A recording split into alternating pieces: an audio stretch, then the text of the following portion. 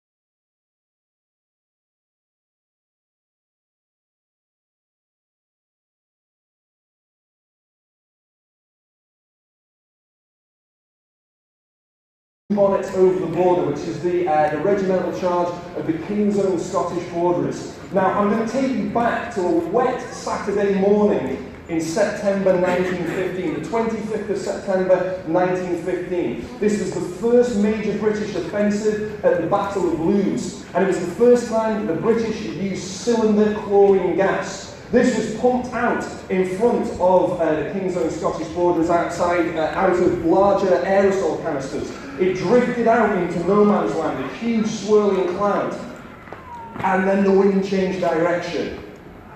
Oh dear, you might say. And the gas started to drift back onto the King's Own Scottish Borderers. It was at this point that one of the most incredible moments in Scottish military history occurred. Piper Daniel Laidlaw, I believe his medals are in the National Museum of Scotland here in Edinburgh, he actually climbed out of his trench in full view of the enemy, and bearing in mind that he's now in a cloud of chlorine gas, the Germans know that the Scots are about to attack. There are thousands of rounds of ammunition whistling past him. He stood on the top of the trench and played the regimental charge in full view of the enemy, walking back and two on the parapet. Obviously, at this moment, faced with such incredible gallantry, the King's Own Scottish Borderers leapt out of their trenches and literally demolished the enemy in front of them. So the charge, blue bonnets over the border, was heard that day on the 25th of September 1915. And you're about to hear it now. You close your eyes and think about the carnage of battle and hearing these sounds over the top of it. It's quite a moving experience.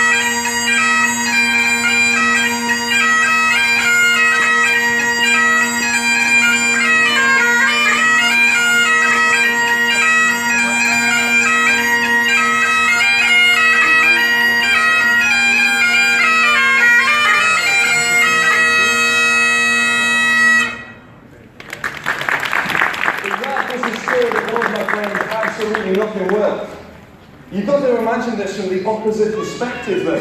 You imagine that you're a Turkish or a German infantryman, you hear these pipes start up in the opposite trench and it suddenly dawns on you who you're up against. Yeah? Quite an incredible thing. Now, all throughout the First World War, the pipes were used to stir men into incredible feats of gallantry. And we often think about it just being sort of like a Scottish thing, us having pipers. Well, not the case. I'm going to hand you over now to our Canadian Highlander, Private Taub, who's going to tell you about another feat of incredible gallantry that was performed 100 years ago, the Battle of the Somme. Private Taub.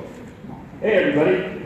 As you can probably tell by my amazingly cool accent, I'm not from Scotland, but I am portraying a Scottish soldier, a Scottish-Canadian soldier, a member of the 42nd Battalion of the Canadian Expeditionary Force, known as the Royal Highlanders of Canada. They're linked to the Black Watch, which I'm sure some of you have known of. The only difference between myself and a member of the Imperial Black Watch is, of course, A, my accent, B, my maple leaf insignia, and C, that I'm smart enough to know that in the winter months I switch to trousers and get out of my coat. But I'll be back next time.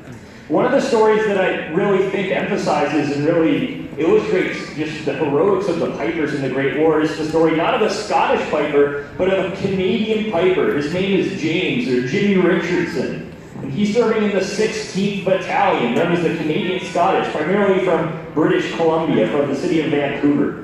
And at the Battle of the Somme, they're fighting over a position known as Regina Trench. And in that fight, Jimmy Richardson is fighting the men forward, and he could see that many of his fellow soldiers, Canadians and British soldiers, are falling all around him. And one of the jobs of a piper in the Great War is, when the battle's going on, you're acting as a stretcher bearer. You're helping get the wounded out, back to the doctors. So he goes about doing that, and he rescues hundreds of soldiers. Later on in the day, the 16th Battalion were pinned down by German machine guns. And much in the same way that Daniel Laidlow did at Loos, Jimmy Richardson stands on top of the parapet and plays a tune as the men go forward. Later on in the battle, he's already been wounded several times. He returns back to the Canadian lines after rescuing dozens more wounded soldiers, recognizes that he forgot his pipes, and goes back to get them. He doesn't come back. Jimmy Richardson was killed about this week 100 years ago, going to rescue his pipes. And his pipes this past year made it back to the Regimental Museum in Canada. He won the Victoria Cross. And what's very inspirational about all that, he wasn't 18 yet. Those are the stories of the pipers. They don't have to be Scottish pipers, they can be Canadian pipers. They could be any sort of musical instrument, but that just kind of shows the dedication that the soldiers of the British Empire, as well as the soldiers of all the nations who fought in the First World War have. They have that inspiration, to have that connection to home. That is something that is truly important for a soldier on not only a First World War battlefield, but of any battlefield. And since we're here at Edinburgh Castle today, I think it's a very emotional attachment to be able to hear the pipes and hear the stories of those soldiers who were serving in the First World War 100 years ago. And with that, I think Alistair has one more tune to send you off. Ladies and gentlemen, you'll notice that Alistair is wearing an absolutely beautiful uniform. On his shoulders, he has a little metal badge that says T8, A and SH. The Territorial 8th Battalion Argyll and Sutherland Highlanders. Their pipe major was a man called Willie Laurie, and he produced one of the most famous tunes to come out of the First World War, one of the most famous pieces of military music of all time. A celebratory piece, a commemorative piece that would forever enshrine the Battle of the Somme in music for the Scottish Regiment. So to play you out today, ladies and gentlemen, we're to giving you the very famous march, the Battle of the Somme. Thank you very much. Thank you.